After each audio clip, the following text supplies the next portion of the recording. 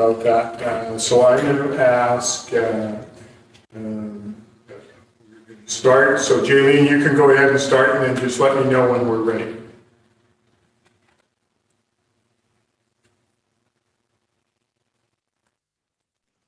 You're good to go. Okay, thank you. All right, Council, I'd like to call this regular Council meeting of August 10th, 2021 to order, asking for adoption of the agenda. Someone make that motion for me. Councillor Gillette, seconded by Councillor Brooks-Hill. All in favor? Motion's carried. Thank you. Adoption of the minutes of the July 27th, 2021. Councillor Palmer, seconded by Councillor Gillette. All in favor? Motion's carried. Any business arising from those minutes? Seeing none, I'm going to move on to announcements from the mayor. Just a couple things that I want to bring up to the public. We want to make sure that people are still vigilant with their protection regarding COVID-19. We're seeing a little bit more infection coming back into the community, so I just ask the community to be a little more aware, and we have lots of people coming from other places. But also, if there's people who haven't had a chance to get a vaccine and want a vaccine, that ability is open to them. Please register, get your vaccine. Otherwise, if you're in a situation where you're not comfortable, please wear a mask, do the social distancing, and of course, the sanitization will keep everybody safe as well. And dealing with wildfires, just because we're seeing some clear air right now, I want people to be aware that wildfires are around our community. It'd be a prudent choice to have a grab-and-go bag. You have your medication, your keys, your documents, that sort of thing, and some personal items for 72 hours will kind of keep you safe, so people can do that. And just a reminder that the CSRD and the Revelstoke Area Emergency Management Plan program have the Alertable app. So if you haven't downloaded that app, please do that. You can do that through the city website or the CSRD website and actually enter in your address and you'll get alerts for your area. All right, thank you. We're going to move on to bylaws, inter-community business license bylaw amendment. So development services, is there a presentation, Ms. Wade, or should we just delve into this? No, Your Worship, there's no presentation. And so if there's any questions, myself or Erica can answer them. Okay, so let's just put this on the table first. Someone want to read the motion? Councillor Brooks-Hill. The inter-community business license amendment bylaw number 2296 be read first, second, and third time. Second for the motion, please, Councillor Elliott. Any discussion on the motion? Any questions? I think it's pretty straightforward. We've had this intercity community bylaw for businesses for a while now, and they're now basically just taking two or three things and making sure that they're not in the bylaw. So if there's one or two of those businesses, they would be for that community only, not an interjurisdiction type thing. So is the, sorry. Go ahead. Go ahead. Is the term of the if someone comes in here to work, into Revelstoke to work from another community, is there a length of time they're eligible to work without revising their license, or is it just they're valid? They have a valid I think license? it's valid during the time that they have their license. Okay. Yeah. And there's 17 communities that we've. Is that it, Ms. Wade? 17 communities for the bylaw? I believe so, and Ms. Hartling can correct me if I'm wrong. Ms. Hartling, any comment? There's 21. 21. Okay. All right. Good. And so that basically means that if they get a business license, they're living in one of those communities, let's say Armstrong or something, get a business license there, and they commute here to do some work, they're still covered. Okay. All right. Any further comments on this bylaw? Seeing none, I'll ask the question. All those in favor? Motion's carried. Thank you. We're going to move on to item 9B, official community plan amendment bylaw. We have a presentation. We'll do that presentation first and then put it on the table. Are you okay with that, Ms. Wade, or do you want us to do this first? Through Your Worship, I'm okay with the procedure that you had recommended. Okay. So let's do the presentation and then we'll put this on the table. Great. Thank you very much, Your Worship. So I want to say that this is a milestone for the department in bringing this forward to you today. After 2 years of working with the current OCP, staff have been able to identify a number of issues with the existing OCP. So the point of today is not to bring you a new OCP, but it's actually to amend our existing OCP so that we as staff and the public will have a more clean document that is organized and removing some of the conflicts that we have found in administrating this document over the last 2 years. So I wanted to make it very clear that this is not a new OCP. You will be seeing a new OCP as part of our comprehensive update. As we identified early on in the process, we as staff understood there was lots of issues with the current OCP, and in order for staff to improve their customer service and to have better access for the community, staff have diligently over the last years have identified these conflicts, and this is the product before you today with this amendment. So we are going to move forward with the agenda today, and Mr. Simon and I are going to do a little back and forth. Staff has been undertaking this internally. There's been a lot of work internally with staff and making this a possibility for today to complete our phase 1 of the OCP update. So on our agenda today, we'll talk about the recommendation, a little bit of background. We'll have discussion around the proposed amendments and talk about next steps.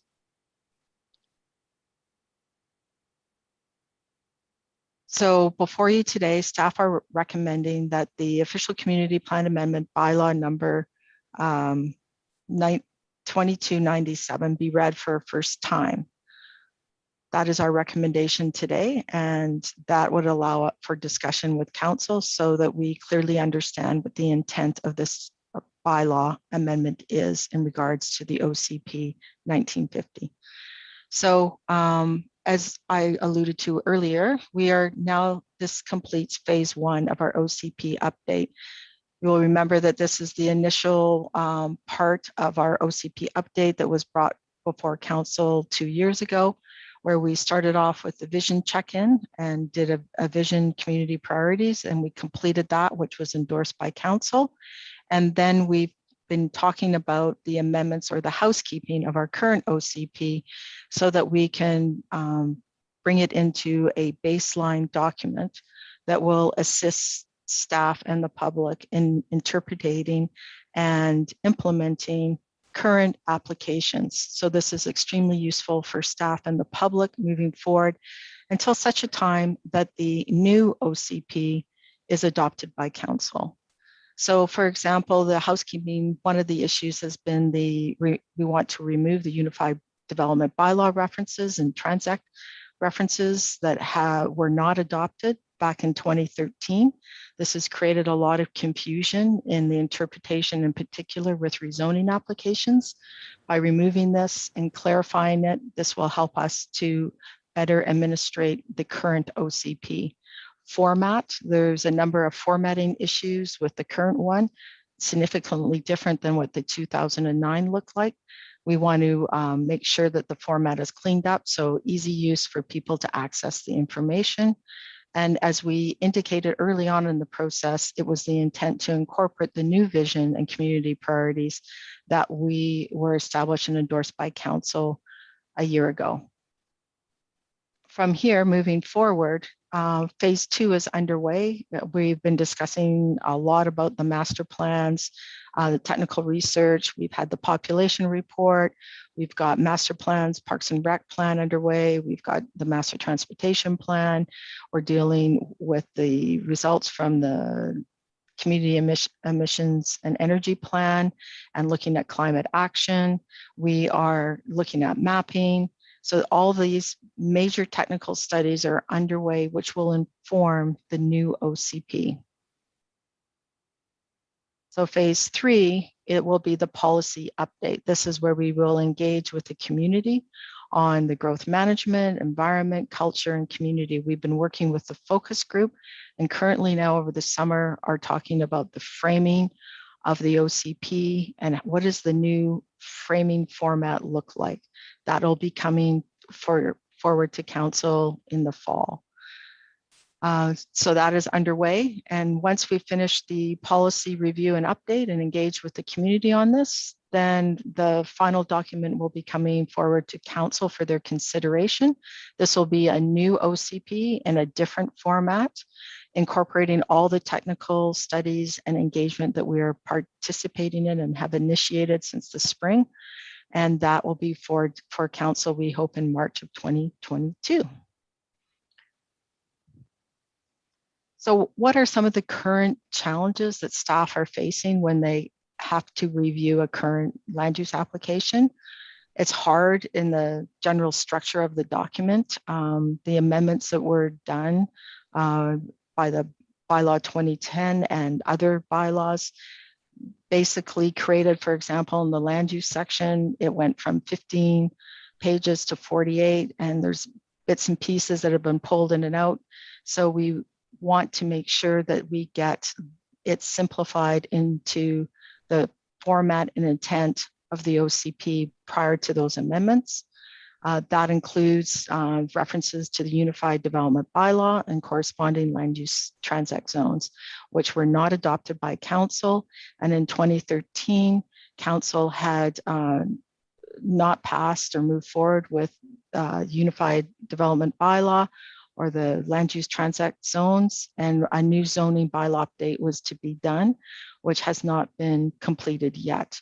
So without the corresponding zoning to support this, staff needs to remove these and keep the intent of some of these principles as far as conservation and how we move forward with secondary plans. And so that has been addressed in the proposed amendment. The density table, it doesn't align with the intent of the OCP. We have a number of concerns with the density table. It too has had some issues as the amendments have been followed from 2009 to today. And we need to address this so that we can help support rezonings that are currently in our queue and be able to address affordable housing needs and diversity of housing type. And currently, the lack of permit exemptions for development within the development permit areas is rather restrictive, creates onerous amounts of staff time and can impact the processing time. So one of the things we're looking at is how do we be more specific to the types of development permits and what should and should not be exempted. Incorrect framework for the development within the floodplain, that we have issues because we have provincial legislation and how we need to work with provincial legislation and not have the floodplain as a development permit area, but rather follow the proposed regulatory legislation from the province and how we review floodplains. The lack of policy framework for the land use to guide the OCP amendment applications. Again, I've alluded to the fact that we have it's disconnected and there's various sections that are moved around. It needs to be organized so that there's a clear way for staff and the community to follow through land use policies so that we can implement it in a more effective manner and efficient manner. There's also some outdated appendices that because, for example, the transact zones did not go forward. We have illustrative documents that do not pertain to those references, but do not relate to the rest of it. Those are, when it comes to urban form, that'll be dealt with in the new OCP and considered with growth management. But we are recommending that these be removed at this time. Thomas Brook neighborhood, this is an area that does not currently have a land use designation in our OCP. It was brought in through annexation, and it has the CSRD zoning and land use in it, which is very difficult for people who have lands there to come forward with a rezoning application for something they may wish to do. So by bringing in a land use designation, it will help to support them with their rezoning applications moving forward. We've had a number, since I've been in the department, we've had numerous inquiries from those residents in Thomas Brooks, and we are looking for a way to help them with their current situation so we can be more effective in our delivery with the community.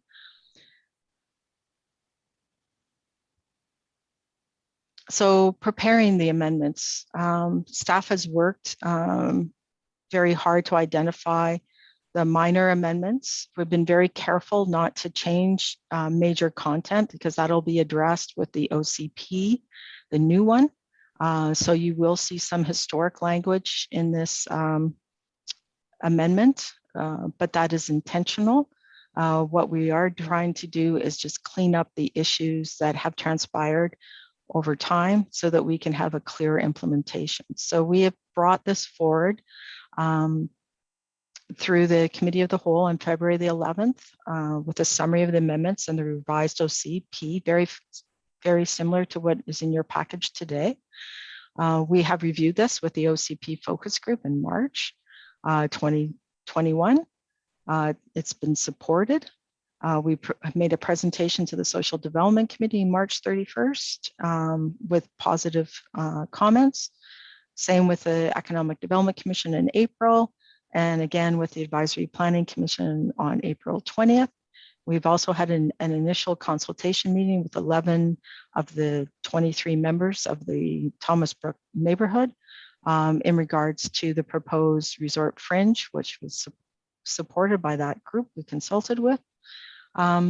So what we are moving forward with is that we have prepared in the report in the committee whole a comprehensive summary of the amendments and tracker that includes, how to use the tracker and an annotated version of the current OCP to complement the tracker and what has changed. So instead of doing a track change, which would have been quite onerous, we've used annotation and we've explained what those amendments are so we can have a very transparent approach to this. And it has been vetted also by our legal counsel.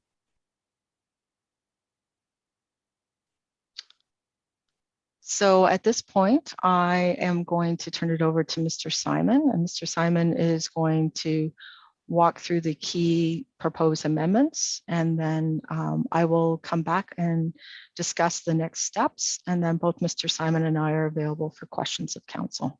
Mr. Simon? Thank you for that, Ms. Wade. So we'll kind of go through in the order that you guys have them in your agenda package today, the major changes that we want you guys to focus on as part of this minor update to the OCP that Ms. Wade has just kind of explained the sequencing of how this will ultimately be brought before council for consideration. So the first amendment that we have, these are general, what we refer to as housekeeping amendments that are applicable to the entire document itself.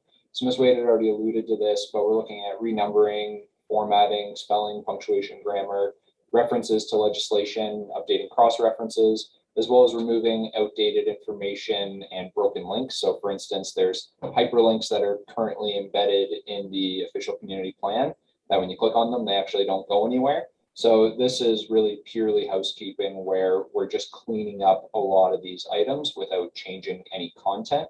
And it'll provide a more effective structure to the document, which will actually make communicating with the public, communicating with council when we're actually talking about policies and referencing sections a lot easier because people will be able to navigate the document in a much more efficient way. So the next one that Ms. Wade had already touched upon, it's amendment number 7 in attachment 1 for you guys today. This is updating the vision and priorities. So as part of phase 1 of the project, between 2019 and 2020, there was a vision check-in with the community. This has been discussed multiple times at council and committee of the whole. And as part of this minor update to the OCP, as part of the amending bylaw, we would be looking at implementing and embedding this new vision into the official community plan at this time. So this one has to do with changes that Ms. Wade had discussed to the density table. So right now in the official community plan in section 3.4, specifically table 3, you're going to see a reference that talks about what constitutes low density, medium density, and high density. What that table indicates for low density gives a general description: single family dwellings, minimum lot size of 550 square meters or 930 square meters. Medium density, you're looking at about 30 dwelling units per hectare, and high density, you're looking at 60 dwelling units per hectare. So before we really delve into the challenges that this density table includes, given the fact that it has such prescriptive measures for density, and those measures are quite low, comparatively speaking. We have applications in today that are exceeding the 60 dwelling units per hectare. So this is an issue that needs to be addressed. It's important for council to understand how this density table ultimately progressed through all of the OCP amendments that have been undertaken over time. So if we go back to July 2008, before we have what we'll call the current version of the official community plan, we had a previous official community plan, obviously. This previous official community plan, one of the last amendments that staff at that time undertook to it was with respect to this density table. Staff had brought in a framework between July 2008 and September 2008 to allow for density bonusing. They set out a maximum bonus density A and a maximum bonus density B, and then included regulations to guide how an application could achieve those bonus densities. This was allowing people to go up to between 150 and 200 units per hectare. So they amended the density table at that time to go up to 200 units per hectare, and they had regulations specifying how you could get there. Now, in 2009, in July 2009, when the current version of the OCP was adopted by council, it restricted it, it took out that amended density table and reverted back to the original density table that capped maximum density at 60 dwelling units per hectare. Now, while it reverted back to that original density table, all of the policy references to maximum density bonus A and maximum density bonus B remained in the OCP. So you can understand with these policy references to bonus density, but then no corresponding numbers in the table, how it has provided a lot of confusion for both applicants, staff, and council on how we go about actually implementing it. In 2012, there was a major overhaul to the land use section, which Ms. Wade had alluded to, that had brought in this transect land use framework. When this overhaul occurred, there was no change to the density table, and those previous policy references to bonus density still remained in the OCP. So fast forward to today, we still have a density table that caps maximum density at 60 dwelling units per hectare and still has references to bonus density that don't have any corresponding numbers to indicate how you get there. So what staff are proposing to do as part of this initial minor update for modernization, is what we're calling it, is to strip out the density table and not have prescriptive numbers in there, and instead give a general description of the development form that would ultimately come along with low, medium, and high density. And it's very, very important for council and the public to understand that this doesn't make it an absolute free-for-all when it comes to what density you can develop at. The zoning bylaw is the appropriate tool to have those prescriptive measures in that cap maximum density, and the zoning bylaw currently does have that.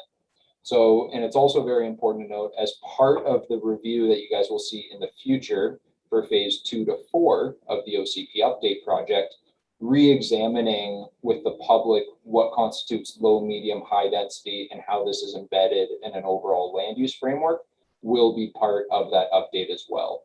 This update that we're proposing right now is to address immediate conflicts that we have where an application is coming in and they might be proposing development at 120 or 140 units per hectare.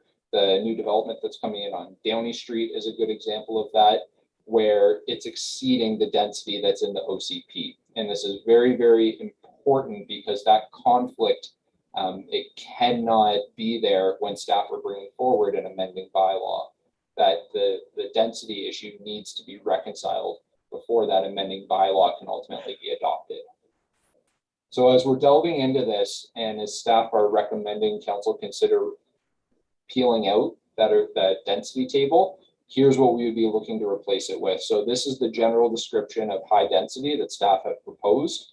You can see it gives an overview of what the development form would be. So we'd be looking at high density being multi-story apartment and condo style buildings, mixture of different types of units. Housing forms such as triplexes, fourplexes, row houses may be incorporated as part of an overall development concept. And you can look at, typically this development wouldn't include single family or two family developments unless it was part of a more comprehensive, well thought out design that maybe would be a multi-phase approach. So you can see how this description, in comparison to just having a maximum of 60 dwelling units per hectare, provides more guidance while being less prescriptive and allowing those prescriptive measures to be embedded in the actual zoning bylaw itself. Medium density, it goes along the same idea where it would be looking at development that's predominantly row house, triplex, fourplex development.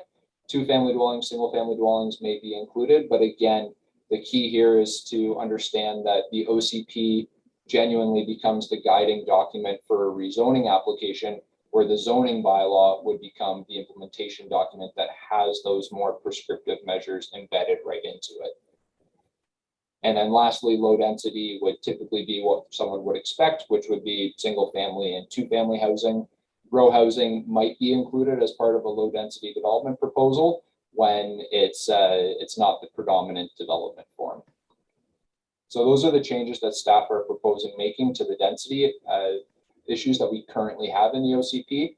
And the big item for council to understand here is that this will reduce conflict from applications that we currently have in the queue when staff are working with the applicants to say, what you're proposing exceeds the maximum density in our official community plan.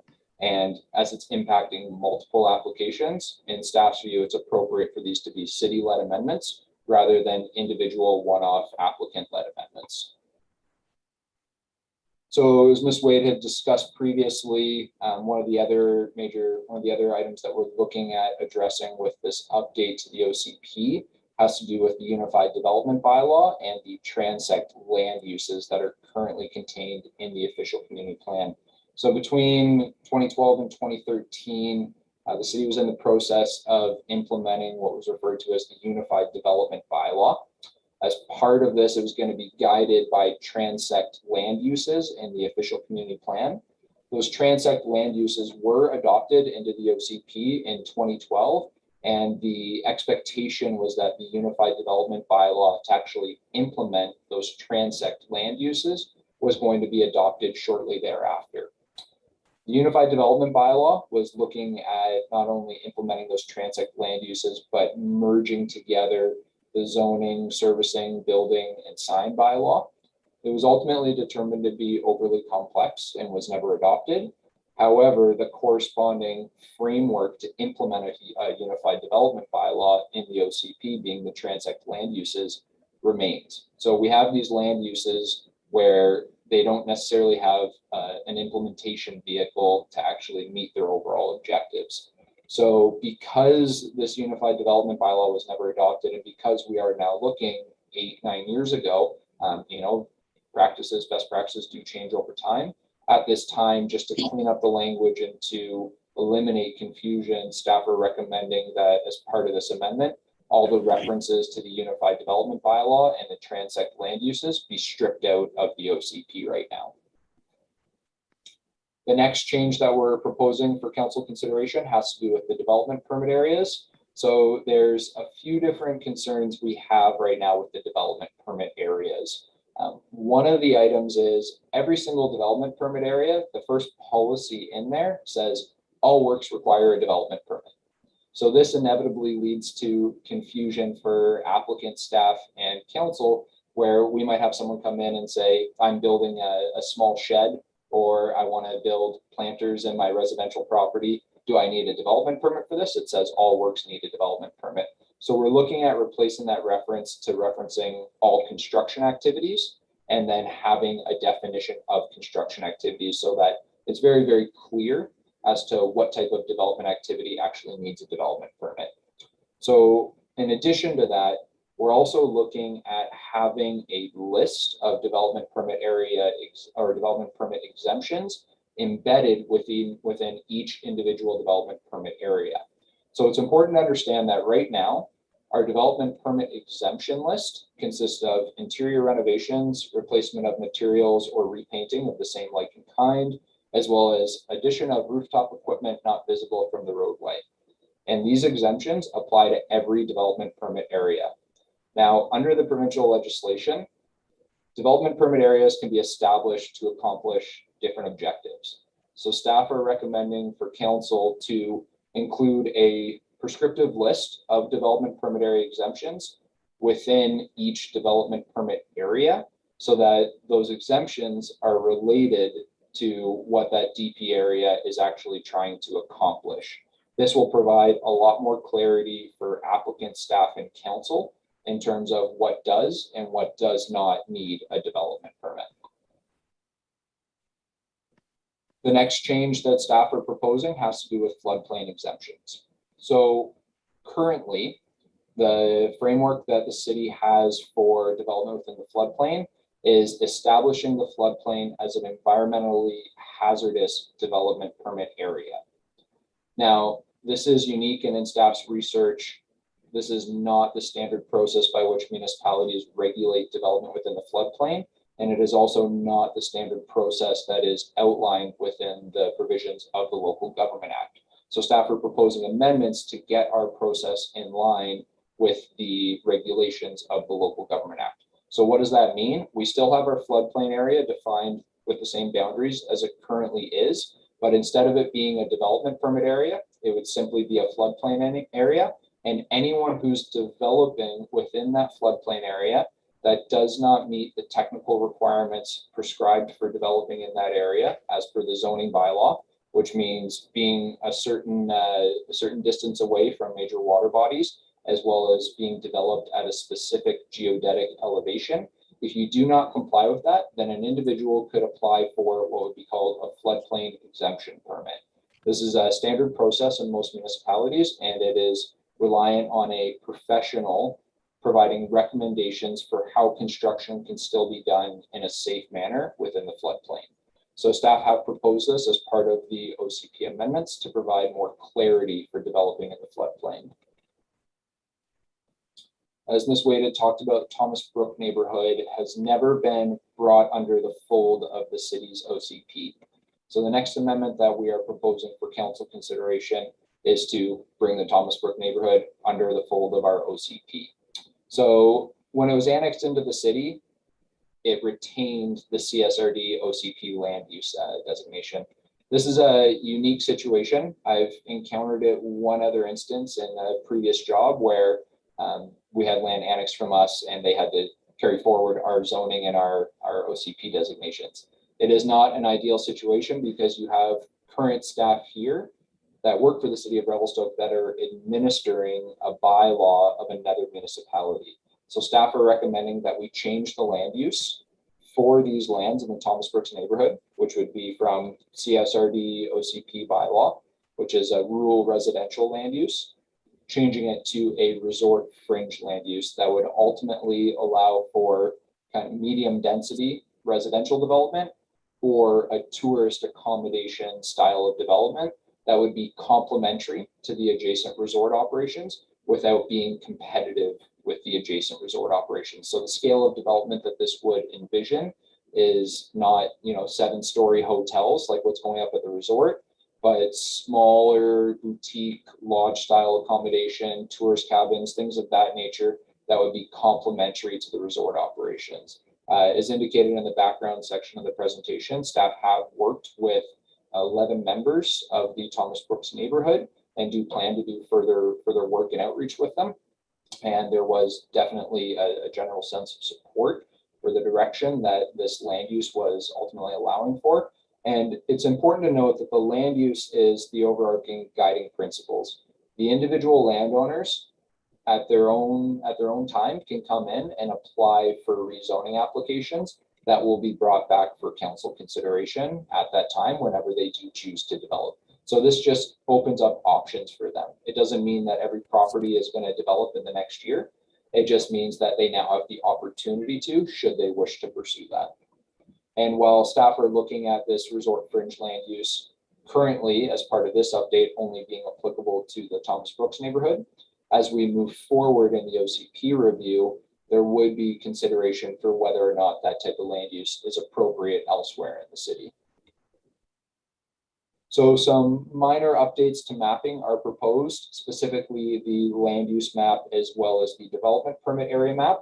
The current version of the OCP that would be available is missing some of the most recent amendments that occurred between 2016 and 2018. So the updated mapping would be reflecting those, and it's also being updated to remove the reference to the transect land uses. And as indicated at the onset of the presentation, there's 2 appendices that are recommended to be removed. The smart growth checklist, which is Appendix 6, as well as the illustrative plans in Appendix 7. Now, the smart growth checklist, it's very important to note that this checklist it serves currently as a guideline. It is not binding on applicants as they come in. So from staff's perspective, in terms of being able to enforce the provisions of that smart growth checklist, there's no binding policies that we can point to when someone comes in with a rezoning application that would force them to follow that checklist. So what we've done instead of having the checklist is within the land use provisions of the official community plan, we've included policies that would promote a more compact conservation style of development, so that we actually do have policies that we can look to enforcing with individual applications. And as we move forward through the OCP process, Ms. Wade can speak to this a little bit more than me later on, but sustainability will be one of the key pillars of the OCP. So that kind of lens will be embedded throughout the OCP when you guys ultimately consider it as part of phase 2 to 4. So the illustrative plans, as already indicated, these are a remnant of the Unified Development Bylaw. Again, they don't have any binding context in the official community plan. They are in there as a reference, and it was intended to showcase and document how the Unified Development Bylaw could be implemented. Now, because the Unified Development Bylaw was never adopted, and that is not the route that we are pursuing now with updates to the zoning bylaw and the OCP, the illustrative plans do not have any implementation value and are therefore recommended to be peeled out of the OCP. And I will note that removing these appendices also does help cut the overall length of the document. The overall length of the OCP right now is one of the items that inhibits its accessibility to the public and to applicants as they're going through the process. And it just creates another layer for people to be unclear on what applies to them as part of a development proposal. So that's it for me going through the amendments themselves. I will pass it back to Ms. Wade now, who will conclude with the next steps that we're looking at as part of this proposal, and conclude with recommendation and questions from you guys. Thank you, Mr. Simon. Moving forward from where we are today, as part of the Local Government Act, there is specific requirements for an OCP amendment.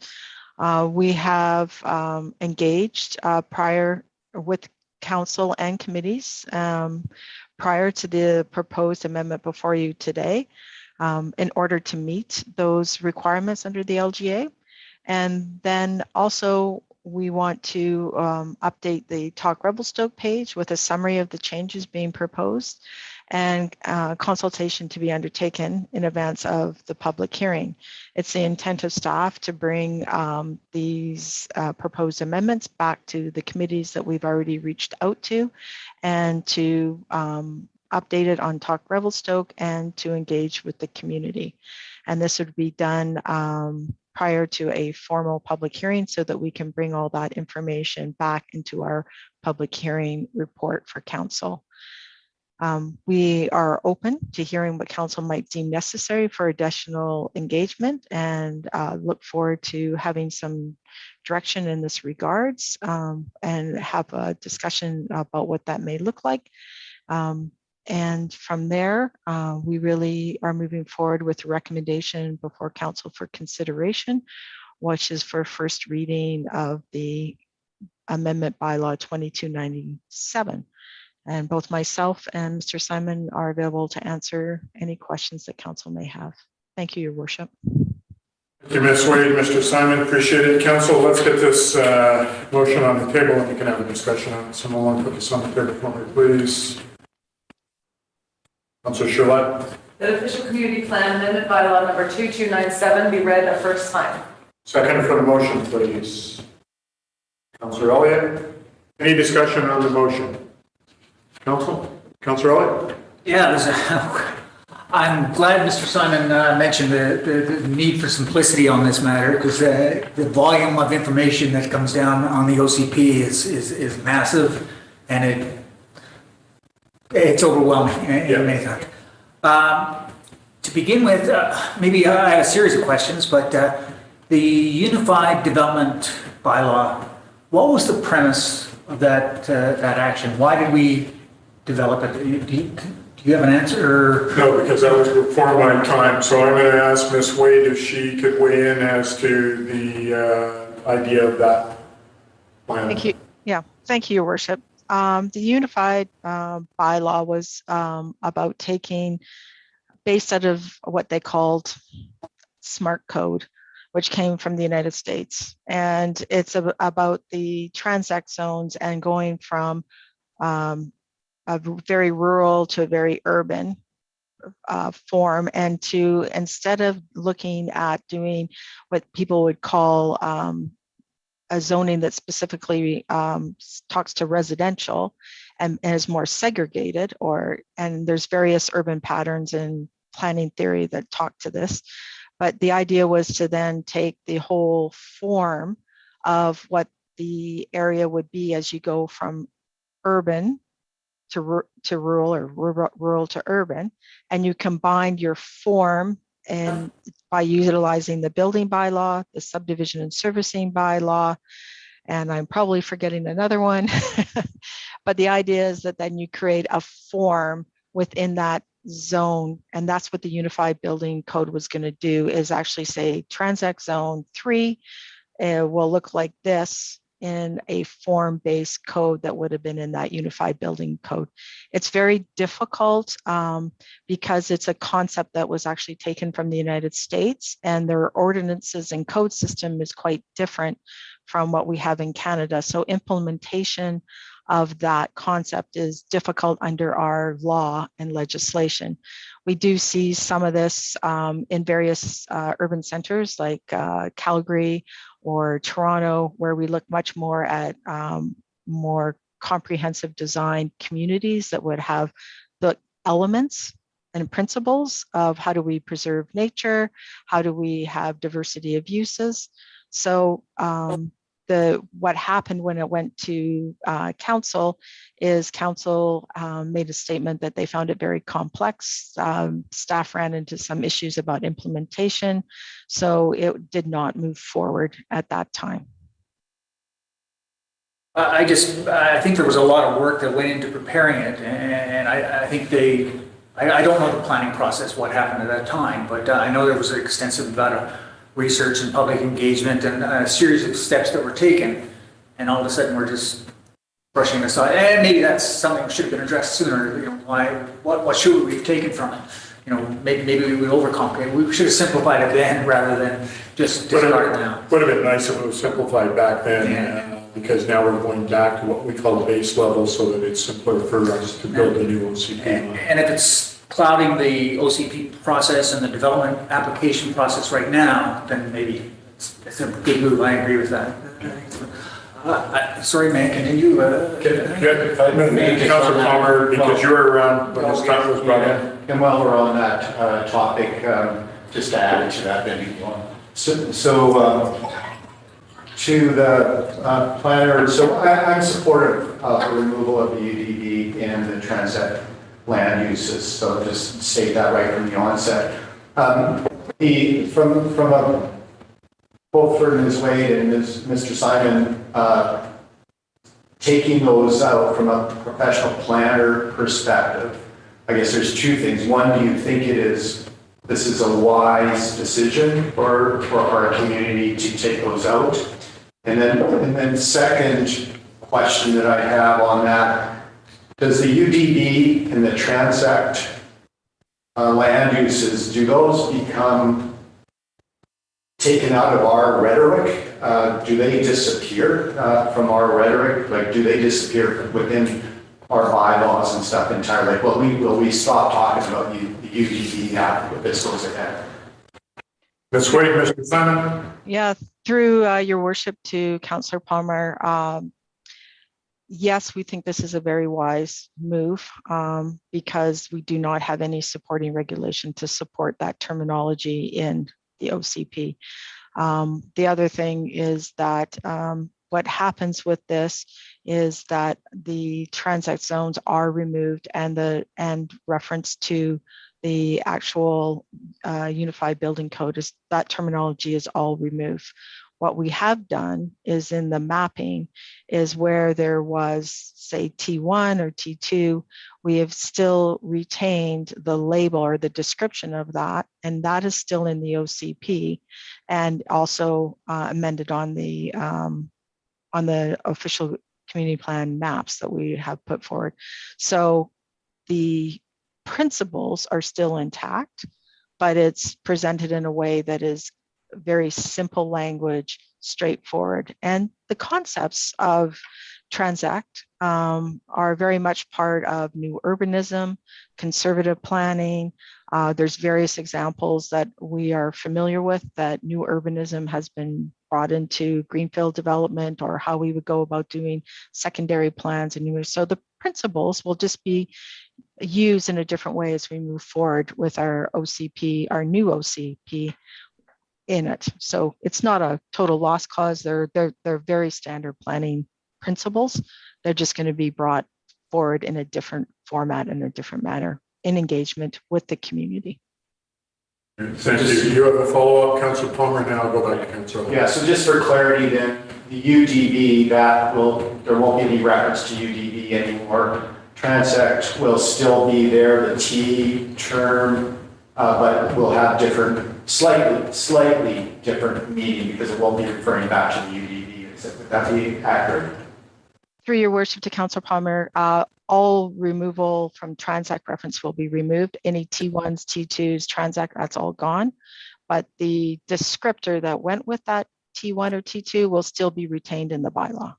Okay, great, thank you. Thank you. Councillor, I'll go back to you. Okay, just the idea of density bonusing. I know we're removing that terminology, the proposal is to remove it, but the restrictions that the density tables that we currently have would be restrictive if you come in for a residential zone or one, or you're only allowed to build so many in a certain area. The bonusing, if you were beyond that, that was the bonus. So you got an option to be considered, right? So now we're amending the OCP to just eliminate that terminology and allow a bigger zone. Is that what I understand? So Ms. Wade, when we talk about that, can you just give some clarity as to the three types of density for Councillor, just regarding the low density single family house, if they wanted a suite or something to build on that, is that still going to be included in that density? Now, I'm not trying to put words in your mouth, Councillor, but I'm just... So through your worship, so what we have right now, as what Mr. Simon talked about when we went through the density flow and the changes, is that we are currently restricted to 60 units per hectare. And there's no clarity on how we apply density bonusing.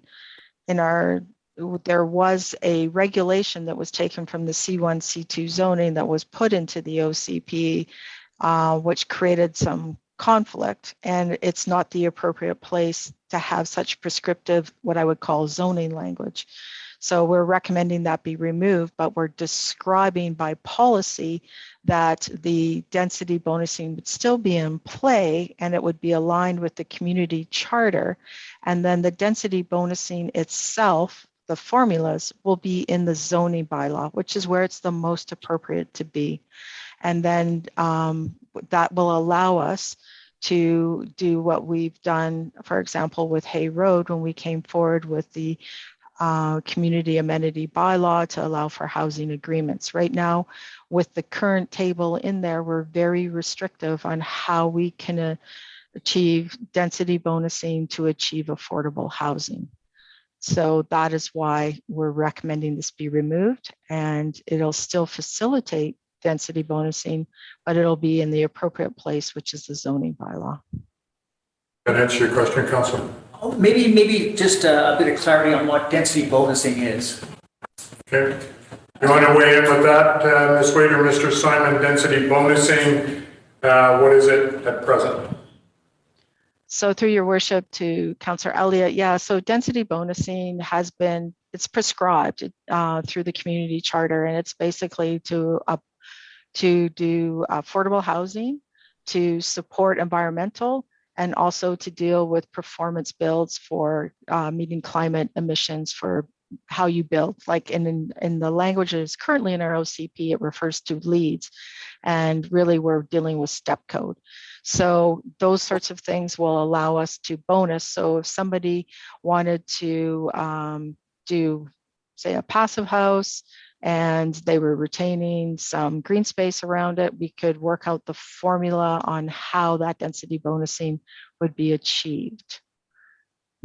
And currently we do have some formulas, but those need to be revisited because they were only in the C1, C2 zone, and we need to actually put them in the supplemental conditions in the zoning bylaw, which is what we're working on right now with our zoning bylaw minor update to address that calculation. Councillor Elliott, follow. So if a contractor or builder decides they want to build passive homes and it's zoned, well, dense, medium density, if they come in and give you, they want to go to high density, but they're all efficient and they do have some green space around it, that's what density bonusing means. Under that, is that right? Yeah, it has to meet the requirements that are outlined in the community charter, which will be reiterated in our zoning bylaw, and then they can achieve that on their passive house build, for example. But you see any comment? Just a general on your worship, a lot of times people ask me, why there's sometimes some real problems dealing with development in the community. And first and foremost is when you have outdated policy and plans. It's like the worst because planners have to use that policy as a basis of deciding what councils have said the policy moving forward. And if there's confusion, if they're outdated, then there's no real direction, and now there's arguments as to what the policy should or could or may say. So, I think generally the work that Mr. Simon has done to just amend them will really help. I mean, it's not the new vision of the city, but there's a lot of baggage. This is you're an executor to an estate, and you're clearing up your Aunt Martha's house, and that's what's in the OCP today. And when it was done, they were very comprehensive. I mean, if you look at this stuff, I think your next OCP should be much more streamlined. Should be really a policy document tied to land, and not end up with just masses of pages of things that anyone could pull out and say, "But here on line 6, this is your policy," and it may not be, and maybe this council may be completely contrary to where you'd like to go. So I think the review is important. I think some of the stuff that was outlined today, just the question of density bonusing. It's not that you're getting rid of density bonusing. It's just going to be put in the right place. And then when you have two policies that may be contradictory, where's the direction, right? So I think it's really important. First the OCP gets cleaned up so that it's a working document to help out every day. And as you're now building the new one, which will be reflective of the community that you guys want. So I don't think there's anything in here that's taking any meaningful away. Uniform code was planners loved that stuff back in the 80s and when that came out, it wasn't actually implemented in a lot of places. A lot of people tried, but I think much like Revelstoke, in the end, it just seemed far too complex to implement. And so, great idea, not very implementable.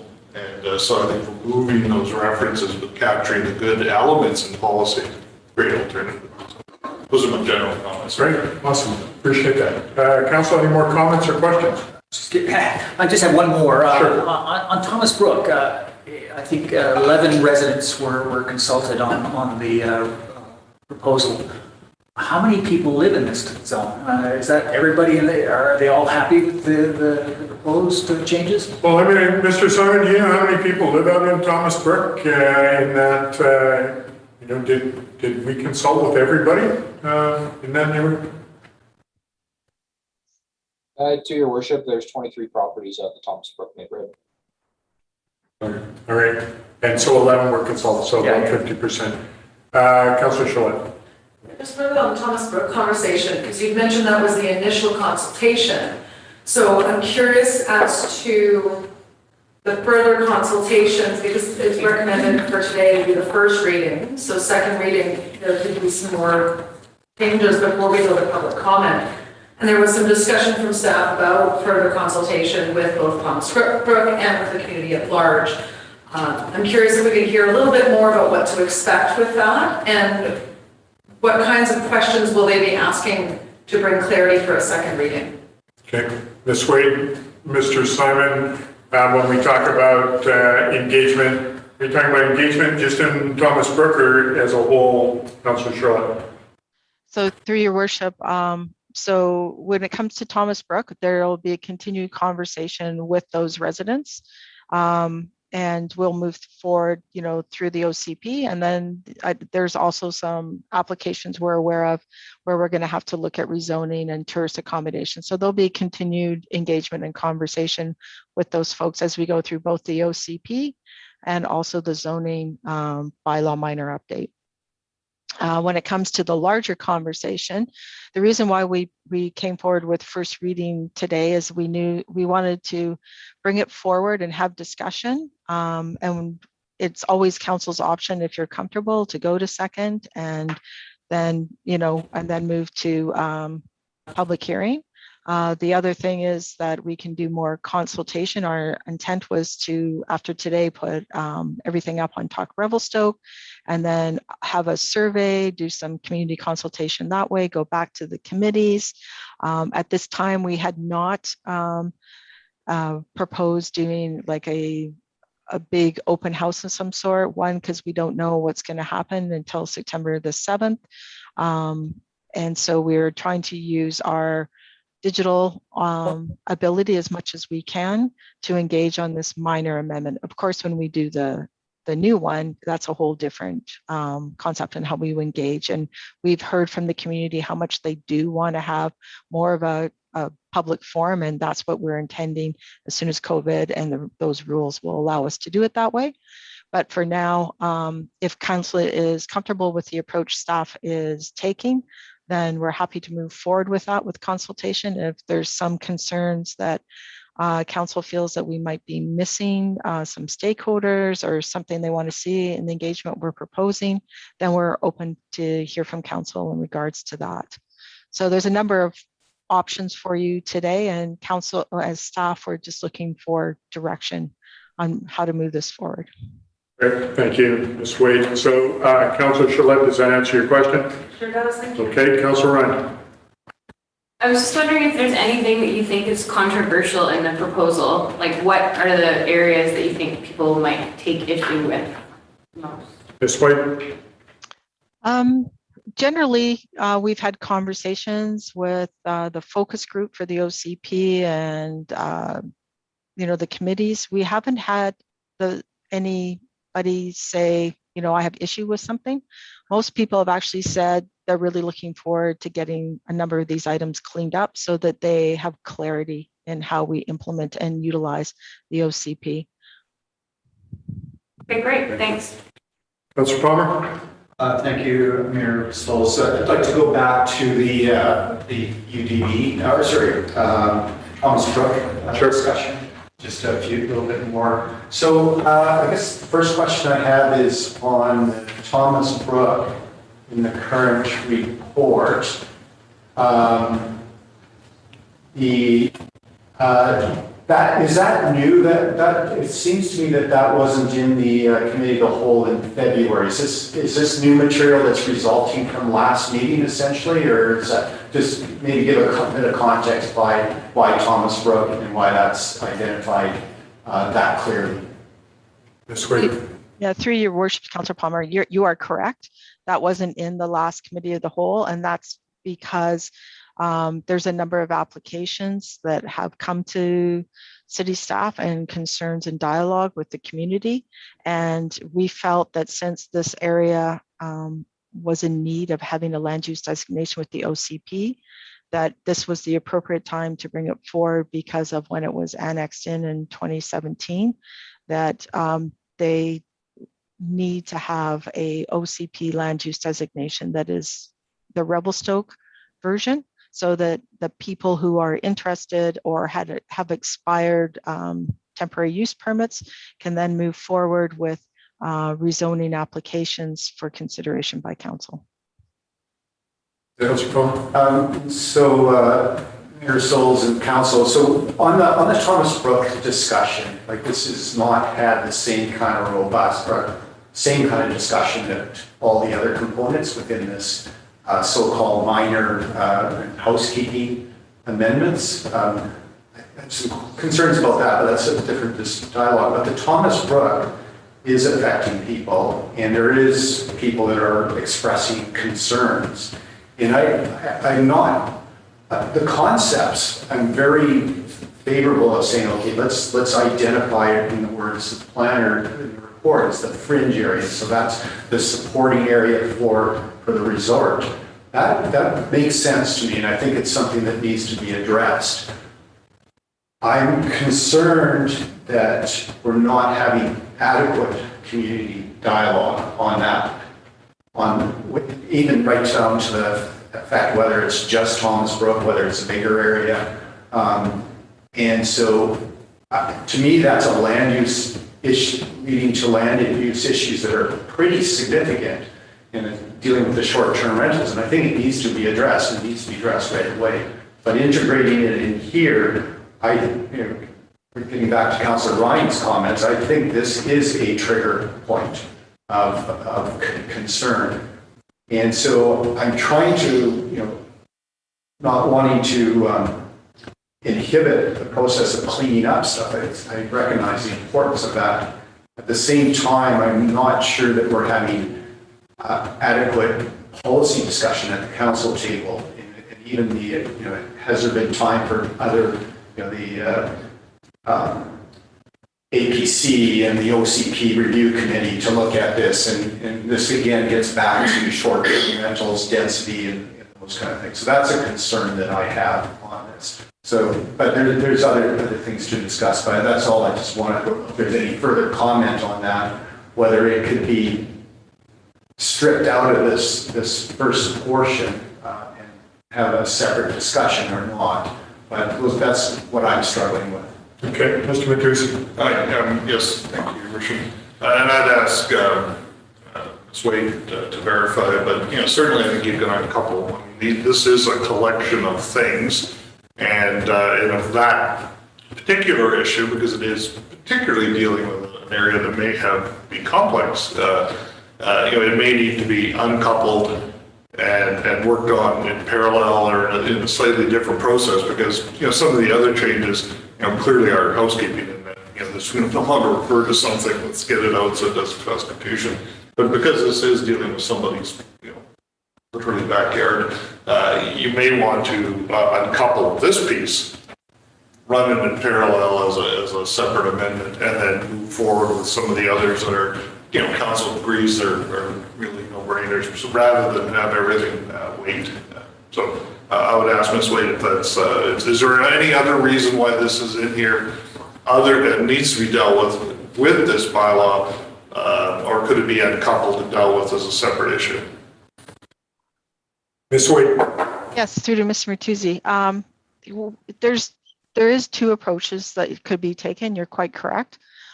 We did this because we have been approached by the residents there. And this is something that since I've been here for almost 3 years, I've had a number of people come in and request that this issue be dealt with. I have not received any anything negative towards this. But you're right, you could definitely uncouple it. We could run it as a separate amendment. It's just that it was cleaner to bring it in with this and run it in this fashion. And I do know that this issue with resort fringe is something we will have to deal with, you know, with the new OCP, but this seemed the most appropriate use for this area so that we could have a land use designation in our OCP for these people because they were brought in 2017 and have been waiting for this. So that is why we did it this way, but you're quite correct. You could uncouple it if you wish.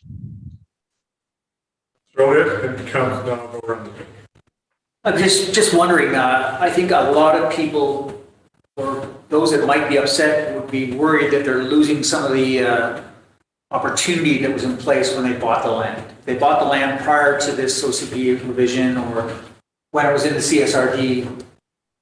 Changing it to fringe doesn't jeopardize their and that's the concern and the confusion for many people in that zone. They bought in on one premise. They don't want to be jeopardized by a city bylaw that may not be aligned. So just being careful or conscious of the conflict that's there. There's a couple places out there that people's livelihood and they were brought into the community because we annexed them for water, but they have their businesses out there and had their businesses existing under the CSRD rules and regulations. And I don't think we want to take away their businesses or their ability to operate. I think the key here is to be able to do that. So when I look at this sort of thing, I'm in agreement of going through the first reading. My question to Ms. Wade is if we go through to the first reading, if we don't uncouple, will those businesses out there still be able to operate without impunity, without any problems? Through your worship, one of the issues is there is a temporary use permit that has expired and will expire in December of this year. And they have had they've had their first temporary use permit under the CSRD and an extension for currently. And so they do require an OCP amendment in order to move forward with their existing business. And so we are trying to deal, as I said, you know, previously, we do have applications. They're not the only one. Since I've been here, I have had residents come to me and ask what they can do with their lands. And until the OCP land use designation is done, we thought it would be prudent to do it in this minor update so that all the properties would have this resort fringe land use designation, and then we could do the deeper dive with the rezoning. To date, I haven't had anybody we've consulted with. We haven't had anything but support, and we can also take this to, you know, APC. Our intent is to go back and hear from all the committees again, and they can comment on the resort fringe and what they feel, and we can bring all those comments back to council.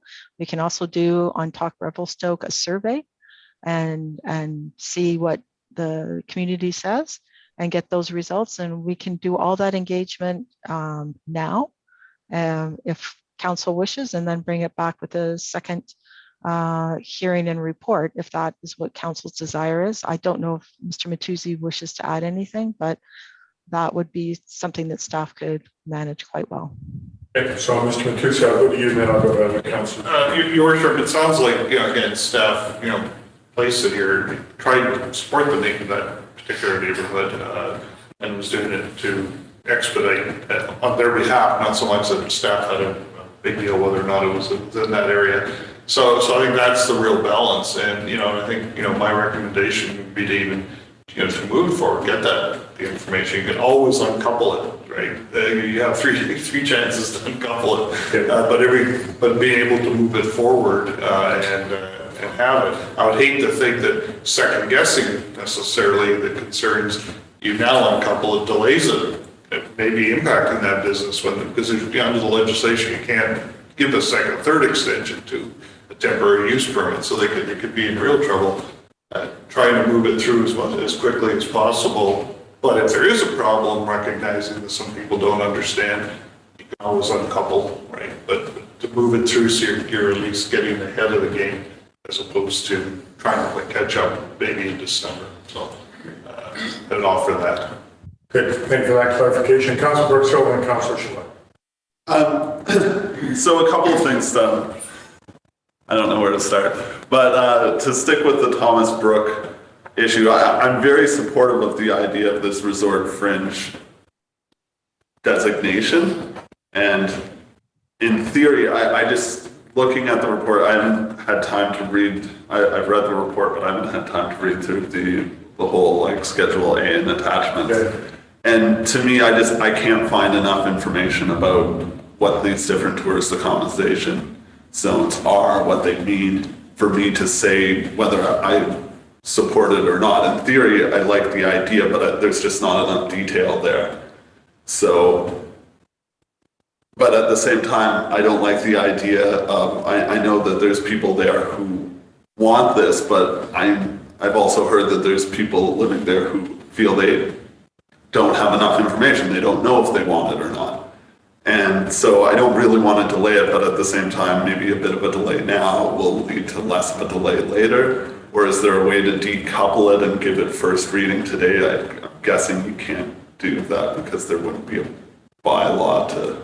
Well, I think if we go forward with first reading today, that still gives the opportunity for those in that area to engage and give us the lead to their thoughts. Some of the business has been there for a few years, and I haven't heard anyone say they don't like the business, but they want to make sure that as we move forward, it's going to be dealt with in an appropriate fashion. So that's so. Well, I'm just saying, because if we, do first reading and then it comes back for second reading in a month, and then at that point we're like, oh, well, now we should decouple it, and then it's been delayed at least a month. It hasn't been delayed because we're going to hear the engagement of the community of those people. So it's not delaying, it's giving them the opportunity to speak. Well, so to me, I would like to decouple it because to me it's separate from the rest of it, and I don't. Basically, I'm in favor once again, I haven't read through every single detail of it, but broadly, I'm in favor of these housekeeping amendments. And I don't want to, at the end of the day, say I'm going to vote no for this, even though I agree with 95% of it, but don't agree with the Thomas Brook. Okay. Appreciate that. Councilor Shaw. I think this was what I was asking about earlier, was what are the opportunities at second reading, third reading, to clarify these questions? And I think the big question, this is the first time we've had an opportunity to read through the amendments in detail and really breaking out that conversation around density. I really appreciated the presentation earlier, and especially the visuals that went with those different levels of density. And I can appreciate the value in separating the vision and that painting the picture of what those land use designations are, and then putting the meat of that into a more implementable policy like the zoning bylaw, where we can separate those two levels of that conversation. I think that if we were to slow this down by decoupling, we're losing the opportunity to clarify our vision for the resort fringe area. And to me, that is part of the housekeeping, in that they were annexed ages ago, and we've never clarified what that looks like. So at least this would be that initial description. There are no hard details in it because those will be in the zoning bylaw. So starting to have that conversation, and I appreciate now more, I think, the opportunity to go back to committees, to go back to the Thomas Brook residents, to get more feedback through digital tools, to show these presentations and these visuals of density, so that we can come back to a second reading and reassess. Are we hitting the right mark with this? It'll give all of us more time to look into the details. It'll give staff more time to provide us those details so that we can move those housekeeping pieces forward. And then when it comes to the comprehensive OCP review, when we really tighten things up going forward next year, then we have another opportunity to redefine those land use areas and start to clarify those areas of our community. I think having something that's implementable is really important right now. It's nice to talk about lofty goals and ideas and put them into more detail and definitions, but if you can't implement it, what's the point? Right. Thanks for that. Councilor Palmer. Thank you, Mayor Sulz. So, to all of council, so there's several things. I have several points that I want to go to eventually here, but talking about the Thomas Brook, I agree with Councillor Brooks Hill that this needs to be decoupled, and I would argue that that may help expedite the housekeeping items, what these have been called minor housekeeping, because I see this as a more major thing. And if we get caught up with the Thomas Brook outside of all these other items, we may actually be slowing down all those other items at the same time. So that's my point regarding that. I'd like to come back to that. Further to Councillor Charlotte, Schedule A, I have not been able to access that today. I'm not sure which other councillors have actually looked at Schedule A. I have recently not. I have not been able to access that information. It's not in the bylaw that's on the council. There's a link that doesn't work. So that's a concern, and I will not be able to support first reading just on the basis, and as both planners said several times, it is important for council to understand, and if I don't have the information, I can't understand and will not be supportive of first reading. So this is what I'm getting for Schedule A. Are you not able to get that? So that linked there, it's got the OCP, it's got the whole OCP. If that's the Schedule A, I think it's 240 pages or something like that. Then if Schedule A is in there, it wasn't clear in my mind, and I have not had the opportunity to look at that. I'm not trying to drop a bombshell here. I'm wanting to make sure that I make a good, prudent decision that I can't at this point. I think there's a couple options on that, and maybe we'll come back to that. Again, we have another committee of the whole in 2 days. If there's some clarity on that, we could have a special meeting and bring first reading at that point, and possibly decouple if that was a decision from council. We do have a motion on table for first reading, but we could table that motion to a certain time for clarity. So, Mayor Sulz, I'd like to just make a couple other points. Sure. This council's been in this process for some time. I came in February, so it's been more recent, and so I don't have that same intimate knowledge that you have, or the relationship of going through the path.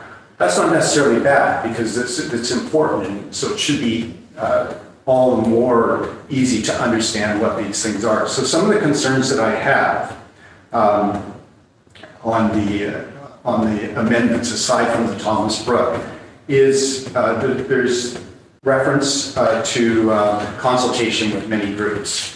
There's no, I haven't seen the summary of so that say that they support that, but I'm not seeing those summary, and I would like to see those, whether it's from the APC, in a succinct form, coming back for making that decision making. So, and it's not at all a lack of trust issue with staff. It's for me to understand directly what those groups are, whether it's the APC, the OCP focus group, the social development, the economic development. So I haven't directly heard those from them.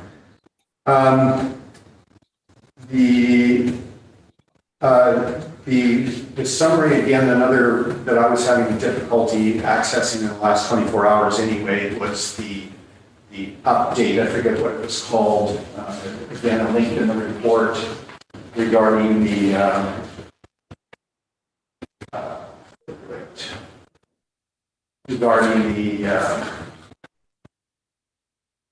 summary of housekeeping amendments. So I don't have that clarity, and it maybe it's there, but I clicked on again on that link and it did not come up clearly to me to see what those were. I got the first page, but I don't have it from the words on the paper. So I've heard the summary, which I thought was very good. The summary of the presentation.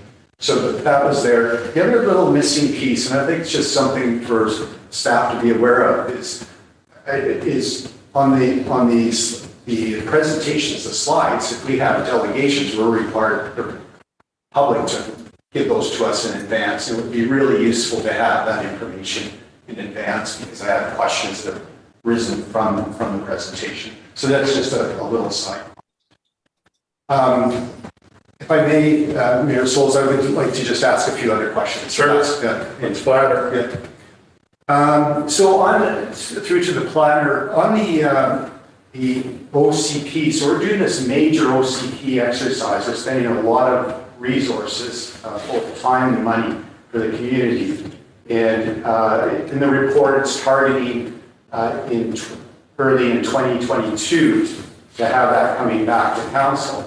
And there's going to be some important timelines because now we're in an election year, and I really hope we don't stumble on that because this OCP is super, super important to get that done.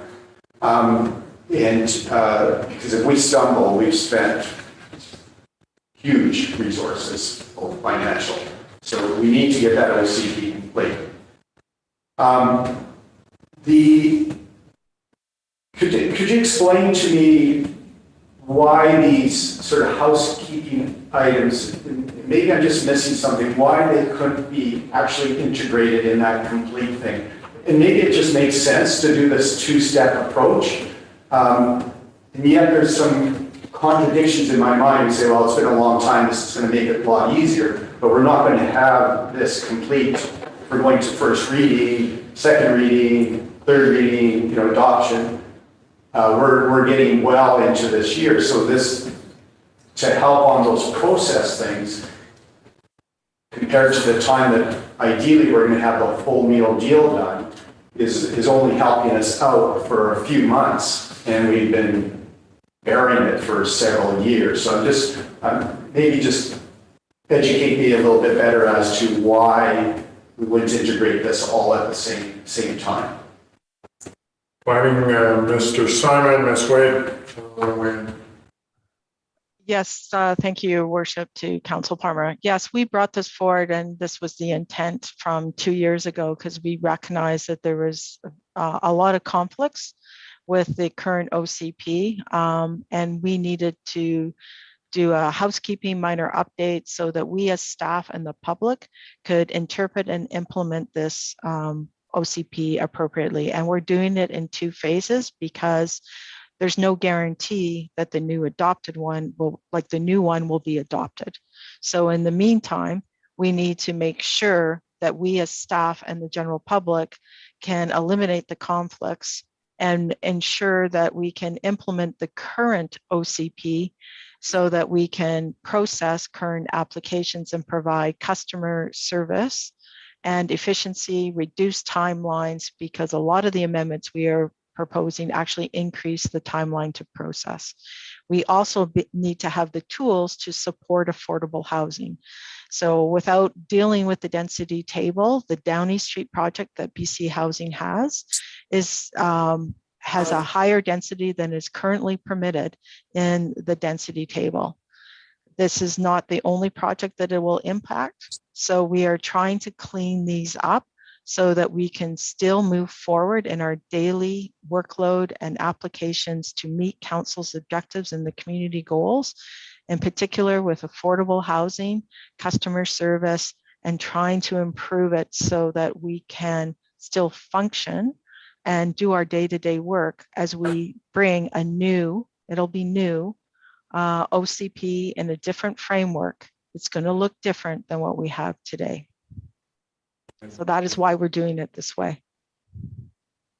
So Mayor Sulz, what I'm struggling with a little bit is on this, there seems to be this hint that maybe there's something not, that the full meal deal, the OCP isn't going to get complete. That's alarming to me.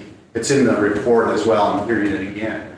The February, it was in February when the discussion papers, all these items were discussed before council, and with the exception of Thomas Brook. And here we are 6 months later, and I'm hearing hints that we're not going to get the OCP adopted. And so what's our commitment? Saying council's commitment. What's the underlying thing that's concerning that? So that's a little bit troublesome to me.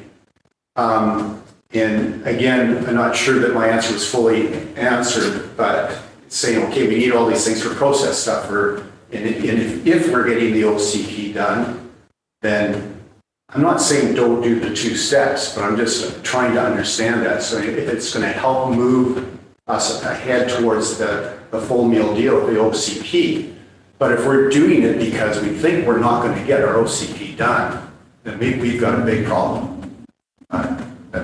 Okay, so Mr. Simon and Ms. Wade both have their hands up. Before I go there, Mr. Matusi, do you have a comment?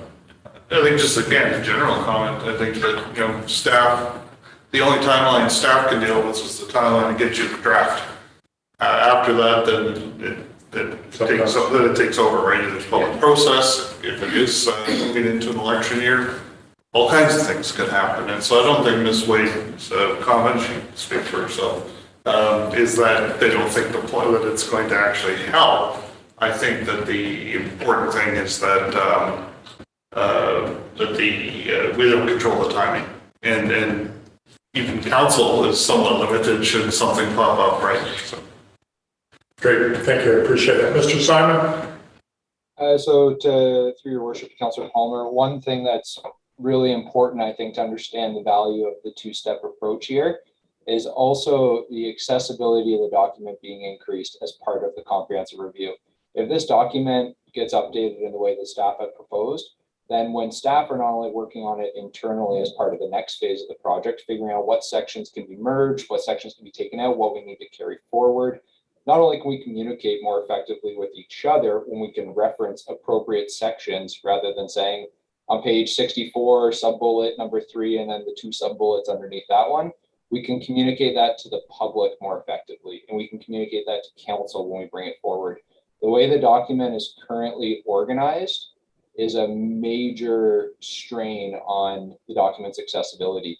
We have a very challenging time currently explaining to council and explaining to the public and discussing internally what policies apply to what. So when we go ahead with the next step of the review, that level of communication will be even more strained with the current document we have. What before you guys will, in our view, significantly enhance the communication through the next phases of the project and actually be even more transparent in what is remaining and what's being merged and what's being taken out. And I think Ms. Wade will have a few things to add on to that. Thank you, Mr. Simon, through your worship. Yes, I just want to clarify, I did not say that we don't anticipate completing. What we're doing is risk management. And what we're really doing, to Mr. Simon's, is making a document cleaner, and so that we can carry on with our daily functions. Once we get the draft to council in the public round, it is solely up to council's discretion how they move forward in the approval process for that.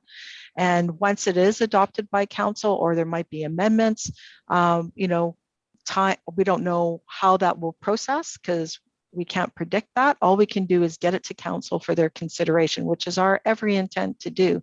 But in the meantime, we're trying to operate as a department, and we're trying to provide customer service. And we're very aware of the conflicts that we have with certain applications that are really important to the community. And so we want to clean this up. And to Mr. Simon's comments, and moving forward, we will have clear references to sections in this OCP that we can refer to when we move forward with the new OCP. It's a really critical tool for us because we use it on a daily basis, and it is our total intent to get this to council. And we've been doing this in-house because we have half the budget that the budget had in 2009. So we are very limited on how we can move this forward, but are doing things on a very short budget compared to the 2009 one, and working very well internally from the grassroots up to reflect the community's concerns, and been very engaged with them. Great. Thank you. Do you have a follow-up comment, Councillor Palmer, and then I actually want to make a comment. Go ahead. Thank you, Mayor Sulz. So to council, I would like to see this as a tool to move our OC the complete thing. So I appreciate Mr. Simon's comment about how that will provide clarity. That makes sense to me. I would like to see the Thomas Brook decoupled from this. It's an important discussion, and I would like to see that move along in tandem, but again, in order to improve the chances of this getting passed, of the amendments, and then ultimately the full meal deal, I would like to see that. Regretfully, at this point, because I don't, and again, as the planners have said, it's important for council, it's important for me to understand. So I would like to have that opportunity, and I would like to propose, I'm not going to put a motion on right now, but that the first reading be deferred to the committee of the whole, and then possibly a follow-up motion that staff come with the option of having Thomas Brook decoupled from the amendment bylaw, and so that we have these two options for moving ahead. It's quite possible that I would be supportive to a second reading, but I need to see the details, and that's just the nature. I need to see the details, and so that's what I would like to do. I have other questions here, but I think they can be addressed later on. Okay. That's what I would, and I wouldn't be prepared to put that tabling motion, but we might want to have that. Let's just have a brief discussion first as we go on. So for clarification, Mr. Matusi, if we were to move that, can we still, in committee of the whole, make those motions to do first reading? So just for clarity, we would have to call a special meeting. Yeah. It's the time, there's enough time, in my mind, there's enough time. So just for clarity, it's not I'm not suggesting referral to the committee of the whole, it's just the convenience that we're meeting already. Would have to convene another meeting. Maybe we could convene another meeting directly after the committee of the whole to deal with this. I don't want to be dragging this on. That's kind of what I'm saying. Your worship, certainly I think, it is a big housekeeping amendment. Yeah. So I wouldn't pretend that it isn't. I think the Thomas Cook area, Thomas Brook, is a different animal. It is slightly, staff were trying to, help the community along. So it is a different animal, it may take. So they really said, if I could ask Ms. Floyd, if that could be arranged to give council the time to go through it, to go through that Schedule A and go through so that you're at least are clear on what you need. If that could be arranged, not so much in the committee of the whole, I'm hearing, but schedule a special meeting at the time of the committee of the whole meeting. We could certainly do that, provided that Ms. Wade and her staff are available to answer the questions. Okay, Ms. Wade, any comment on that? Actually, I'm going to go to Councillor Charlotte's had her hand up here, so I want to go to that, and there is a motion on the table, so I don't want to be going around the table here for 2 weeks. So Councillor Charlotte, I know that we've, around the table last time, we went back to probably what you can ask. How do we move forward? I'm wondering, again, being mindful about how to ask this question. I see this idea of, I hear the concerns from my fellow councillors around this concept of decoupling the Thomas Brook conversation from the rest of the housekeeping amendments. I can see the value in doing that. I think in doing so, it's probably going to get rolled into the conversation around that comprehensive OCP amendment that would be coming forward the following spring. I don't know that there'd be much speed involved in trying to get those going side by each. I think it would just end up being part of the whole. I'm wondering if my fellow councillors would feel comfortable with completing and passing the first reading today. First reading is putting, in my mind, my understanding of it is putting the document on the table for further discussion.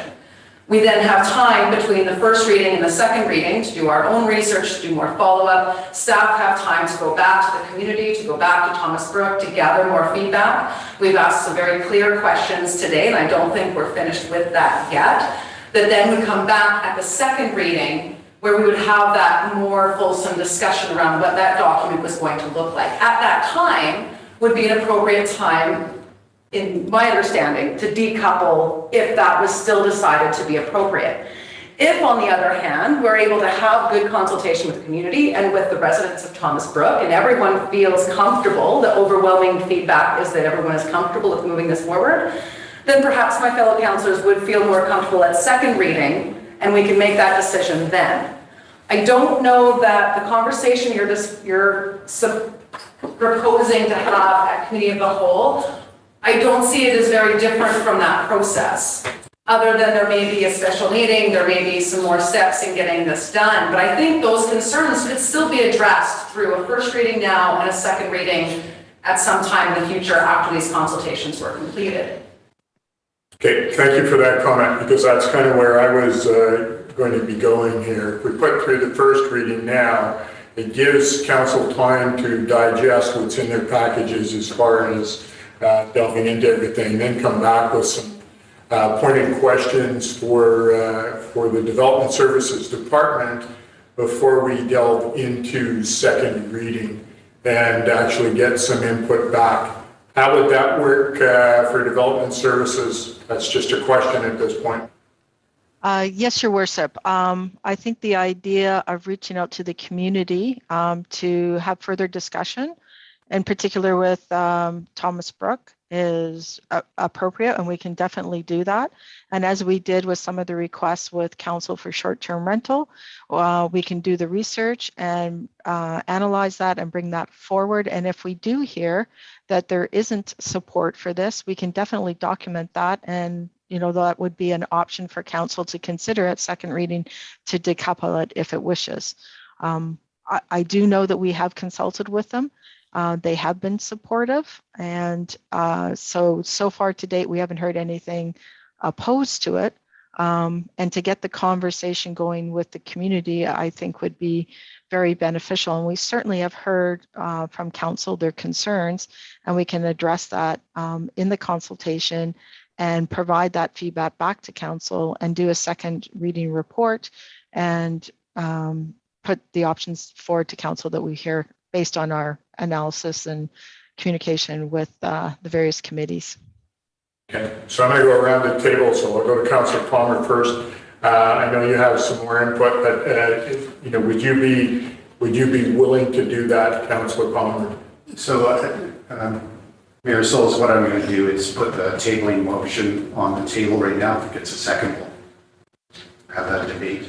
But I move that the motion be tabled to a special council meeting on August 12th. I think I'll just keep it a really clean tabling motion. There's a second for that motion. Councillor Elliott, do you want to table it? I'm seconding his motion. So I'll speak to that. So I really see this as an opportunity to put the controversy to bed on these things. There'll be if this motion passes, I'll have a second motion for that there'll be two options coming back for council. So that's in 2 days' time. We're meeting anyway. It gives us a little bit of time for a little bit of second thought. It's quite possible we'll get our second reading and do all this process we're talking. So I'm anxious to move this ahead. And I'm just concerned that we do not have adequate information. That's why at least one other councillor and myself that have not read the schedule, that this is significant. And so let's give this a little bit more time.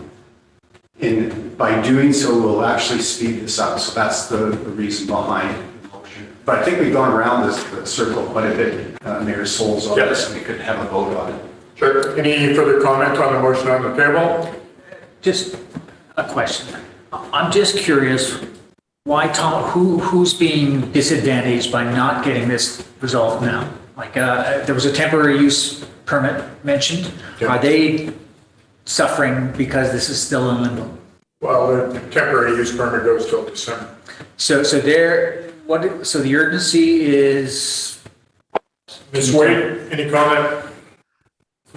Yes, they have a business that they are marketing and trying to ensure that they have the appropriate zoning and can be in compliance with their business licensing. And there's a temporary use permit that will expire in December, and we have been working with them to address the current issues surrounding the land use and zoning that currently lies on those lands that is CSRD based. But they're not the only application. There's others that have been talking with us for almost 3 years. And prior to me being here, I know there was previous conversations with concerns of the people in that neighborhood. Now that they've been annexed in, they would like a land use designation so they can look at their lands and be able to consider what they want to do with their lands. And it may be building a carriage house. It may be, doing some, some other forms of housing. So this was a solution to address something that had not been done yet. And so we did meet with the residents. We have been engaging with them, and it's been positively supported. I welcome the opportunity to keep on discussing with the community. And if there's people with concerns, we welcome them to come and talk with us, and we're happy to address that and bring those concerns forward. But so far, this has just been one of those situations that has existed, and it makes it very difficult to administer current zoning applications, because it would mean that every property of the 23 properties would come in on a one-off basis and ask for an OCP amendment, and then there a zoning amendment. So by doing an OCP land use amendment at this stage, it's fair and equitable for all the residents there, and they can either rezone their properties or they can continue as is. It's not forcing them to do anything they don't want to do, but it's also giving opportunity for those that do want to do things. So in development services, it was a win-win to work with the community because we've heard what their concerns are. All right. Thank you. Does that answer your question? so the details for the fringe zoning that will be, if we go that route, will be filled in the future. We haven't nailed down the details for fringe zoning. That's correct. Is that what I understand? Yes. Yeah. And just your worship to Councillor Elliott. So this is just a guiding policy of what that land use looks like. The zoning for it is what will actually determine it. So if they rezone their lands to tourist accommodation, we're going to define that, and that's going to come to council, and you're going to have the ability to discuss that at the council table as we do that rezoning. And if somebody wants to rezone so that they can have a, some other use, it's all about the rezonings then, and those applications will all come to council for your consideration. So this is just helping do a land designation that will guide it. And the resort fringe is complementary to the resort lands. It provides to maintain some rural aspect of it as well as. Your worship, but we have a tabling motion on the table right now. If that either passes or goes ahead. If it passes, this would be a discussion that we would have after the facts, because I think we're going around the table. But there is a tabling motion on the table. Okay, so I'm going to get back to the motion on the table to table this. Any comments on that table motion to defer this for 2 days? Seeing no more comments, all those in favor of deferring this for 2 days to a special meeting, please raise your hand. Those opposed to that, please raise your hand. Motion is defeated. Thank you. Now go back to the motion that's on the table to move this to first reading. Is there any further comment on that? We were just in the middle of talking, Ms. Wade, regarding that. Do you want her to complete her thought? Please, yes. Ms. Wade? I'll try to go back to where I was. I kind of lost my train of thought. I apologize. Councillor Elliott, did I address all your concerns, or how can I address your comments? Well, I just, I think the residents in that zone have been in a state of limbo for the last year or so. Does this give them a direction to going forward?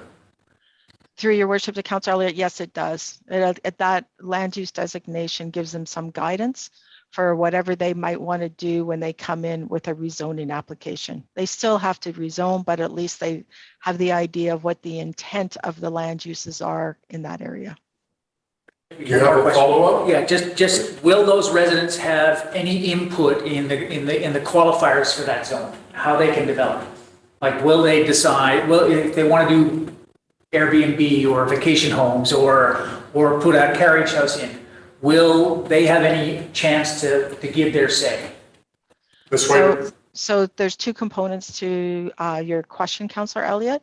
So one is that the resort fringe, so I just want to say it's the land use designation. And as we go through this process, there'll be continued conversation with them about the land use designation. So in the policies that are before you, if there's something that they wish to bring forward to be considered for amendment, we will bring that. The zoning part, or the land use part, those rezoning applications will come to a public hearing, and we will ask to work with the residents in regards to that rezoning application, so that the residents are understanding what that rezoning application is, and that will be heard also at a public hearing.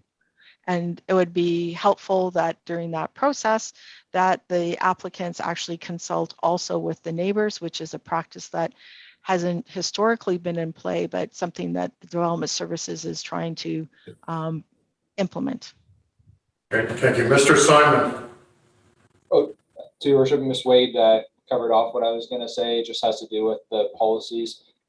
You know, for council and the amendment tracker that you have, the last amendment in there, number 85, it delineates the actual policies that are prescribed. And as Ms. Wade had indicated, they are very high level. It's only 5 policies in there.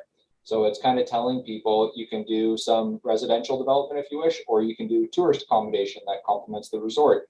We want you to promote conservation design in your proposal, working with the land instead of just clearing out everything, retaining trees where you can.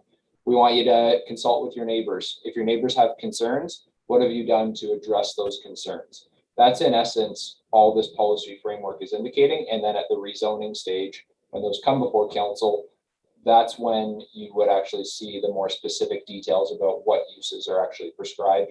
And one very important thing for council to consider, and why staff, part of the reason why it was wrapped up as part of these amendments, is right now under the CSRD land use and CSRD zoning, there is no development rights for these properties. The zoning says they can do a dwelling and they can't subdivide.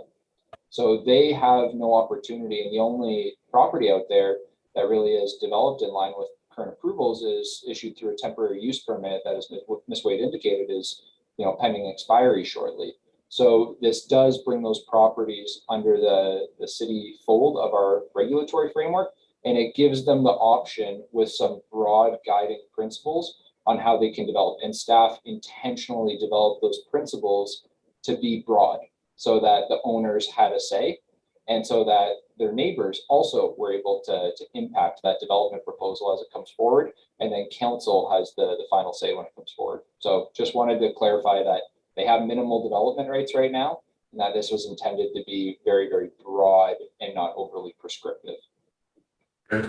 Appreciate that. Councilor Palmer, you had a follow-up question.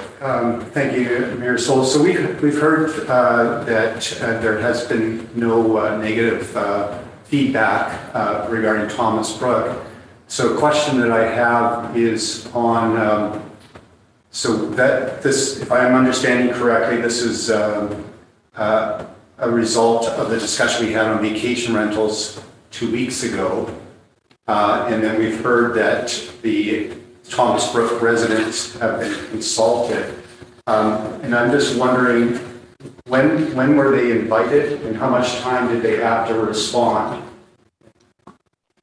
Any comment on that from Development Services? Yeah, through your worship to Councillor Palmer, we've actually been in discussion with the with the person regards the temporary use permit for well over a year. And then we have a representative from the community who's been in conversation with us for several months, who has been taking information about the resort fringe back to the group. And then through that contact, we requested to have a meeting, and we got that meeting by Zoom last week.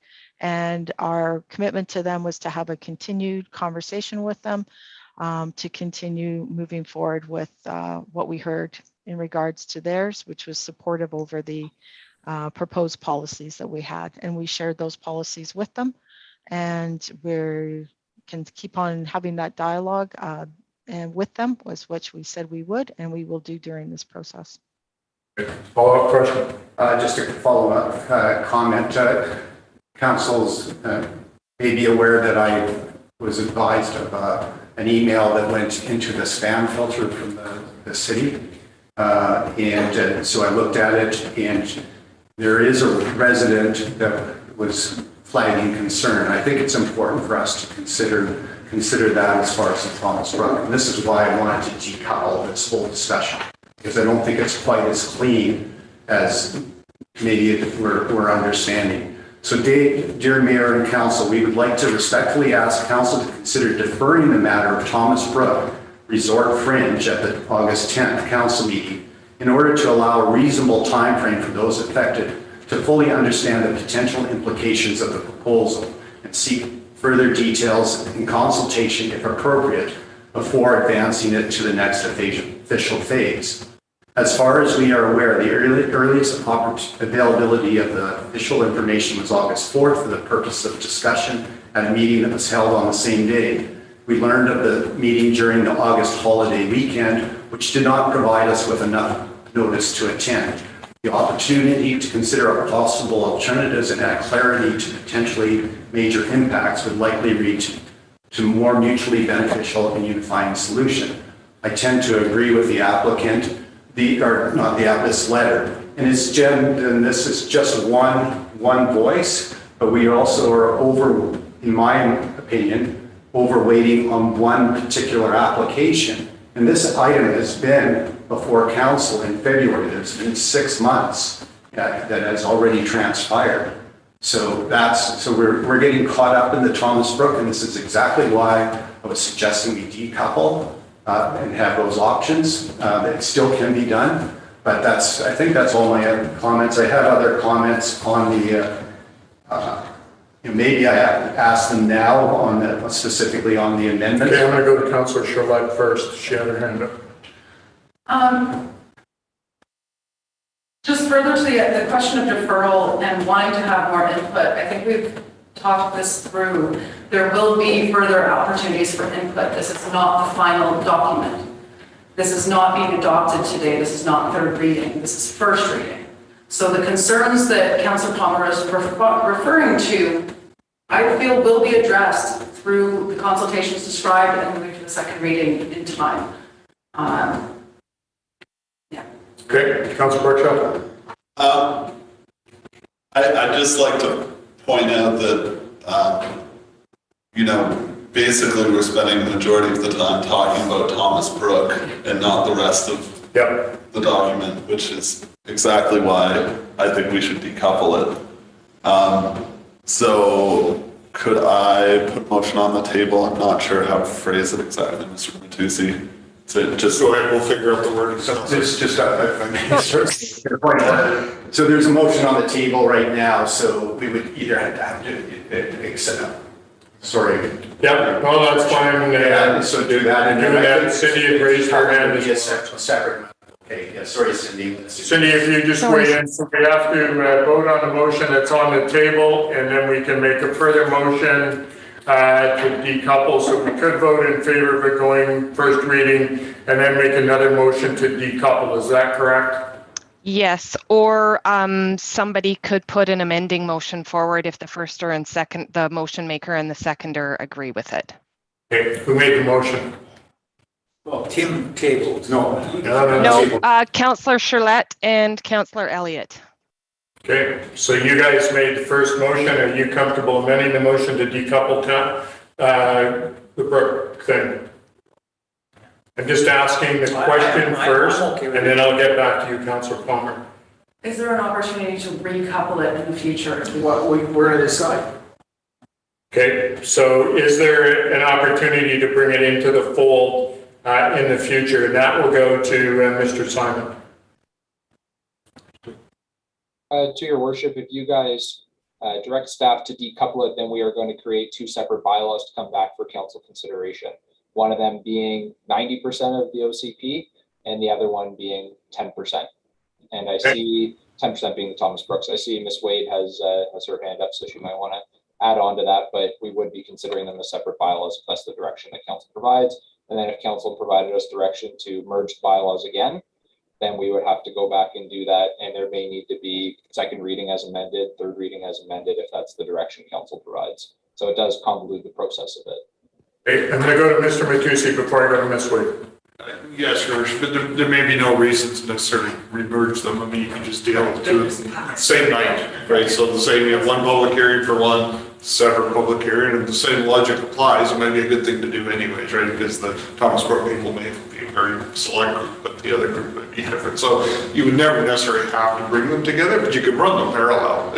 If council sorted out all the issues they may or may not have, say after the first reading, you could catch up and theoretically have both items on the same night or the same day you have a public hearing. So that is a material sort of how you do it. You could decouple and not necessarily have to put them back together. Okay, so I'm going to go back to the question for both of you. Would you both be willing to do that? I'm not asking you to do it. I'm asking if you'd be willing to do it at this point.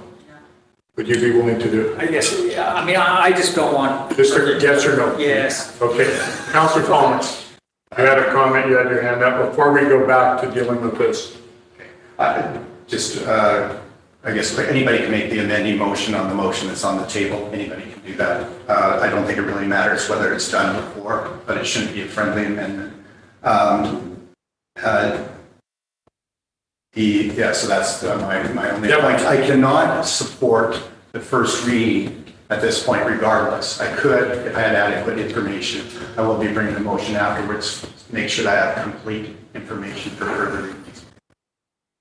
Okay, so my question to you, do you want to amend that motion to decouple? Is there anyone who wants to make that motion? And I'm going to go back to the first, your first motion because you made it. Are you willing to make that motion to decouple, or do you want us to vote on the first reading? Mayor Sulz, I'll put a motion on the table to decouple, to amend the motion to decouple the Thomas Brook from the bylaw. Okay, second for that motion, Councillor Brooks Hill. Any further discussion on that? Seeing none, all those in favor of decoupling that motion? Motion's carried, so we're going to decouple that. So now we're going to go back to first reading. It will now be decoupled. I think we've talked about that around the table. So motion to move this amendment to Bylaw 2297 to first reading. All those in favor? Opposed? Note that Councillor Palmer is opposed. The rest of council is in favor. Motion is carried. Thank you. We're going to now move on to staff reports. Sorry. Your Worship, just as a comment from past experience, because I know I've seen council grapple with this, but and there's many ways to do it. But one of the past practice that we dealt with, the councils that I've dealt with in the past, didn't have a problem giving it first reading, knowing that it would catch up, and that they said, well, we'll listen to the public and whatever. So it was almost a formality. It really puts it on the table. You don't have to do that. And if you're not sure of even doing it because you weren't sure that's fair, and that's a fair comment. But, certainly moving something to first reading is not, it's really just preliminary, and council can do all kinds of things between first and second to ensure that public input. Go ahead. I'm just worried that the intent of getting the Thomas Brook was to clarify things for that neighborhood, to get things moving along. There's been so much questioning going on. Well, what they can do, when they can do it. They need an answer, and I want to make sure that they get get it soon. How do we encourage that? Right? I mean, do I put a motion on the table that we come back with the bylaw in 2 weeks? Well, I don't Or do know. we add it to the agenda the next day, that this comes back on Thomas Brooks' account? Any comments, Ms. Wade? Your worship, I to what Mr. Matuzzi had just said, that, first reading, the reason why we brought first reading is to move it forward into the discussion arena, so we could have vetted things like Thomas Brook. For right now, our deadline is up for the next council meeting, and we have to prepare the necessary bylaws. That doesn't allow corporate enough time to prepare all those things. Is it something we can look for in September? Yes, we could do that, but we don't have the time for the next council meeting to prepare what would need to be prepared.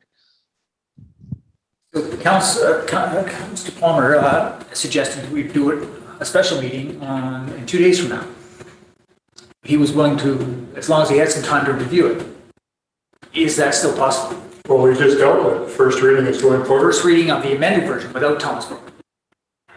I'm just going to get Thomas Brook back on the table. So just a minute here. We just heard they could go side by side at the same time, right? Well, we were just, no. We approved the first reading of the amended version. My understanding. Yeah, but we just uncoupled them, so they're going to go forward side by side. Oh, okay, that's fair. Right. I thought we just sort of. Mr. Matuzzi. I thought we just. Your worship, I just want to check with Cindy. Will it need a new bylaw number to go forward? That maybe what this way was talking about.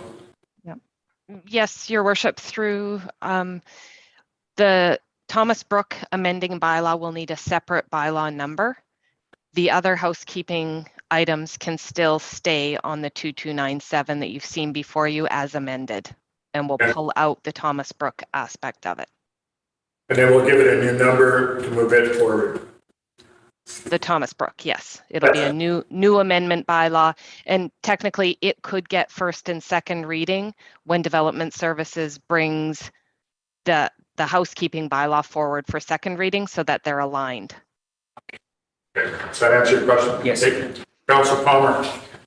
So question to the corporate officer. So it seems to me that this should be a very, very simple bylaw. In fact, the bylaw that's before us that we just passed first reading is a very, as far as written, is a very, very simple bylaw. I'm not saying simple in content, but as far as construction. It would seem to me the Thomas Brook one should be equally, if not even more, easier. So what kind of time frame would it take to have a new bylaw number applied and have this ready for council's consumption? Well, the actual writing of the bylaw probably wouldn't take a lot of time, Councillor Palmer, but there are summer vacations happening right now. There are other items that Development Services is working on, and I can't speak to what their workloads are like in order to prepare another council report and have a bylaw for the next meeting. So, through Mayor Sulz, so basically this was brought in from 2 weeks ago. This was brought in from 2 weeks ago, the Thomas Brook. Staff are telling us we've done all this stuff. So it seems to me that this is a fairly simple exercise. And maybe I'm missing something, but it seems to me that it could be on the next agenda, but if it can't be because it's this massive amount of work, then that just kind of proves that it didn't belong here in the first place. Councillor Chouette. I don't think that the impression I get is not that it's necessarily a massive amount of work, is that we have asked for something that they don't know how to answer right now. And that they will get this accomplished. I think we've given very good direction on what we expect before second reading, and that this will loop back to us, hopefully in September, to get to that second reading part. To imply that we should be able to get a response to a request like this quickly, and to think that there's something missing, I don't know that that's appropriate. Okay. Thank you for that. Your worship, staff will work to get to council as quickly as possible. You know, it's, so as, you know, as Council Palmer said, it may not be an issue at all. It's very difficult for Ms. Floyd to answer that question on behalf of planning, but, you know, we'll get it to council as quickly as we can. Obviously, we wanted it here together. The uncoupling is because of the somewhat unique nature of this, but we do respect that there are timelines. So we'll get it back, and hopefully the two can run in parallel once we do that. Right. Councilor Palmer, you have another question? It just seems to me that we should actually give staff clarity, and that's why I was asking the question, but it seems to me that there should be a resolution for staff to proceed with the Thomas Brook bylaw, amending bylaw to, right where it would be basically what's on in here to address the Thomas Brook and fringe areas, land use areas as a separate bylaw. Okay, second for that motion. Are we not just going to go to first? You don't want to do that? Sorry? You don't want to do first reading? Oh, okay. Yeah. Yeah, I'll second that. Okay, Councilor Ryan, second it. Any further discussion? Seeing none, all in favor? Motion's carried. And just for clarity, I'm going to put another motion that to the extent possible that bylaw would work in tandem as close as possible with the amending, land use amending bylaw. Do we need a motion for that? I'm putting a motion on. Okay, second for that motion. Councilor Brooks Hill, all in favor? Motion carried. All right, anything further on that? Okay, thank you. Thank you, appreciate that. Thank you, staff. Moving on to staff reports. Councilor Brooks Hill. The discharge of bylaw contravention notice KN 12103 on the south half of Lot 2, District Lot 7, Kootenai District Plan 4617 be authorized. Seconder for the motion, please. Councilor Charlotte. Any discussion in the motion? This looks like a housekeeping item. These people are able to get all the work done that they needed to do. It's been a long time coming. Councilor Palmer, you have a comment? So I just have one question on that, and it's regarding the original infraction was the construction of the roof, and I just want, it wasn't clear to me in the report that the structure had passed whatever engineering. So staff very satisfied that that component, because it wasn't on the second. They're saying everything was passed, but there was the, I can't remember the details there, but there was the railing, some really minor things, but the original one was on the structure. And I'm just so Ms. Wade, are you comfortable that everything's been satisfied on this development permit that we can release it? Yes, the senior building inspector has reviewed it all, and that was his recommendation. All right. So this was open for 20 years? Yep. Okay. And what does approving it now give them? We're discharging it. What does discharging allow that to happen? Well, your worship, if someone went to buy the house, there'd be a notice on title saying that their house didn't meet the final inspection, which could impact the sale, obviously. So this clears the title. Gotcha. Okay. All those in favor? Motion's carried. Thank you. Correspondence, any comment on greenhouse gas emissions reduction wild site letter? Councilor Charlotte and Councilor Bergson. I'd like to make a motion to refer to the City Environmental Committee. Okay, seconder for that motion. Okay, any further discussion on that? Councilor Elliott and then Councilor Palmer. It's funny, the letter is exactly what I'm looking for from the committees. They gave clear recommendations of actions that they want taken, and that's the ideal purpose of the various committees we have. The planning committee, the environmental committee, the economic committee, all those should be giving us clear directions on these sensitive. So this letter will go to that committee. And that's what I'm happy about that. Yeah, I'm very happy. Councilor Palmer. Thank you. And just a sort of a general comment, I'm very supportively anti-idle. I would suggest people ride their bikes as much as possible. And that deals with a lot of the emissions. Just a separate kind of pollution, though, is sign pollution. And so the aspect of these idling things is more of a feel-good perspective. So the whatever stereotype of the person that idles probably gives the finger to that sign and idles. And so, and anybody that's conscientious of that. And so I sort of had kind of mixed feelings, but we'll see what the environmental committee has to say. So we're going to go to the environmental committee. So Councillor Shirley, you have a comment? Yeah, I agree with my fellow councillors with the recent report that came out about climate change and the very real reality that we are facing. And there needs to be implementable, clear guidance for how we live together that deals with these GHG emissions alongside a bunch of other efforts that we should be making to deal with these changes that face us. I think that I would hope to get back from the environmental committee, and I'm looking forward to the conversation about some clear ideas and guidance on what avenues we should pursue as a city to functionally affect GHG emissions, not just in our own operations, but in those of our residents, because that's what this is going after, right? This is talking about that idling, the GHG emissions that are outside of our control, what can we influence? And I agree with Councillor Elliott and Councillor Palmer.